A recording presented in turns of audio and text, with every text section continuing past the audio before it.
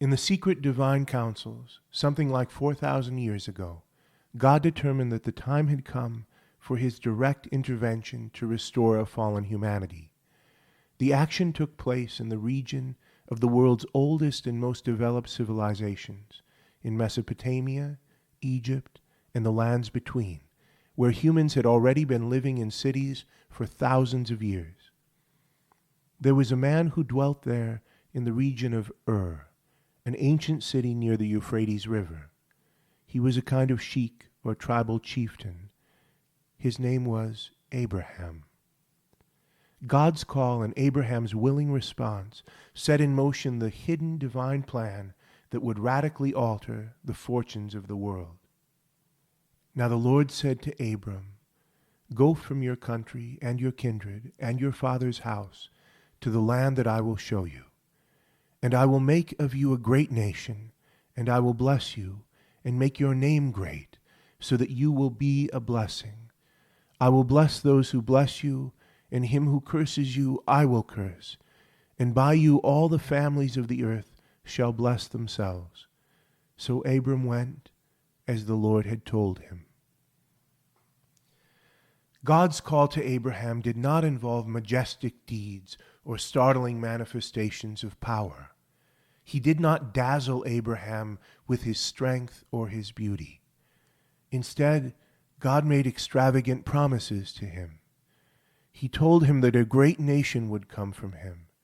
He promised Abraham and his descendants special protection and foretold that the whole human race would benefit greatly from his offspring. It must have been both exhilarating and perplexing for Abraham to receive these promises, and perhaps frightening, since they came at great cost. For he was required to uproot himself, leave his settled life, and go into an uncertain exile. With no guarantees beyond the Word of God, he needed to trust, to believe that God was both able and willing to make good on his promises. He needed to put aside present comfort and security in the hope of future goodness. Abraham's need for trust went beyond merely believing that God would take care of him in his exile, for he was already growing old, and his wife Sarah was beyond the age of childbearing. The promise of a multitude of descendants seemed to be incapable of fulfillment. Yet Abraham believed God, and gathering his belongings together, he left his home, taking his wife and all his household with him, and went into exile, eventually settling in Palestine. By doing so, he initiated a pattern of faith, a believing response to God's promises and commands that began to undo the unbelief of Adam and Eve. Our first parents had been unwilling to entrust their future to God.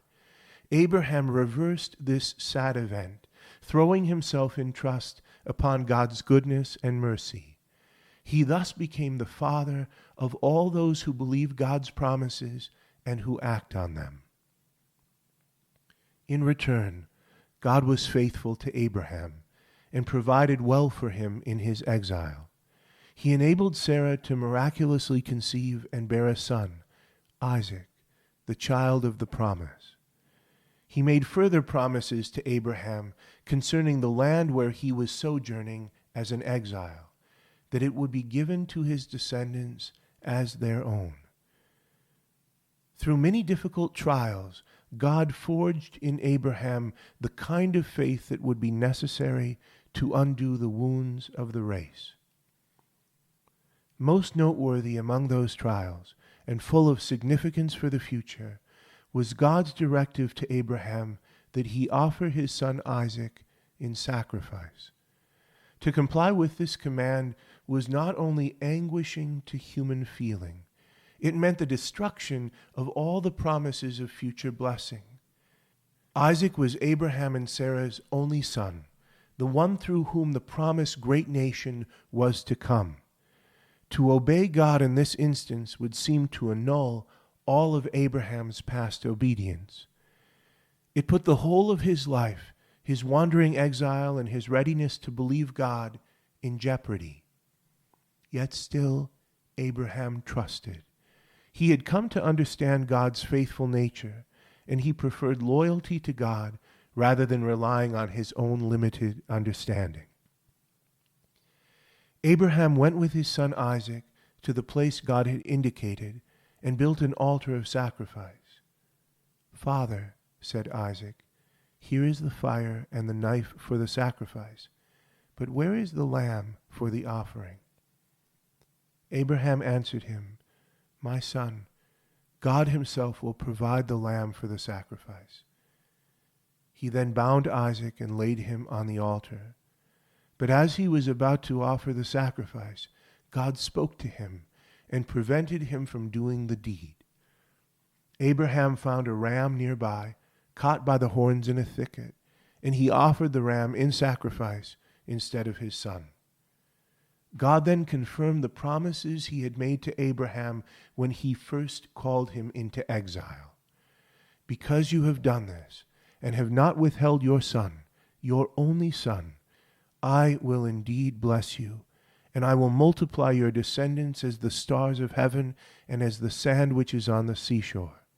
And your descendants shall possess the gate of their enemies, and by your descendants shall all the nations of the earth bless themselves, because you have obeyed my voice."